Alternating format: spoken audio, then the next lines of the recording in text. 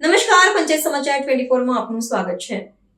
નવરચિત ગોવિંદ ગુરુ લીંબડી તાલુકાની લીંબડી એક બેઠક પર આપે અને અપક્ષે ફોર્મ પરત ખેંચતા ભાજપ બિનહરીફ અશોકભાઈ ભરવાડ બિનહરીફ વિજેતા જાહેર થતા ભાજપ છાવણીમાં ઉત્સાહ.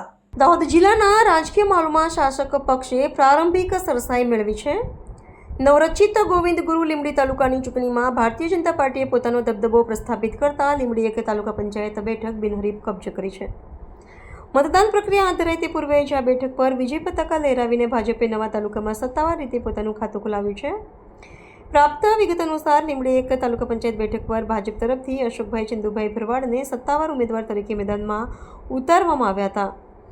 ઉમેદવારી પત્રો પાછા ખેંચવાના અંતિમ દિવસે કંઈક રાજકીય સમીકરણો બદલાયા હતા. આ બેઠક પર ચૂંટણી લડી રહેલા આમ આદમી પાર્ટી અને અન્ય એક અપક્ષ ઉમેદવારે પોતાના ફોર્મ પરત ખેંચી લેતા ચૂંટણી અધિકારી દ્વારા ભાજપના ઉમેદવાર અશોક ભરવાડને બિનહરીફ વિજેતા ઘોષિત કરવામાં આવ્યા હતા.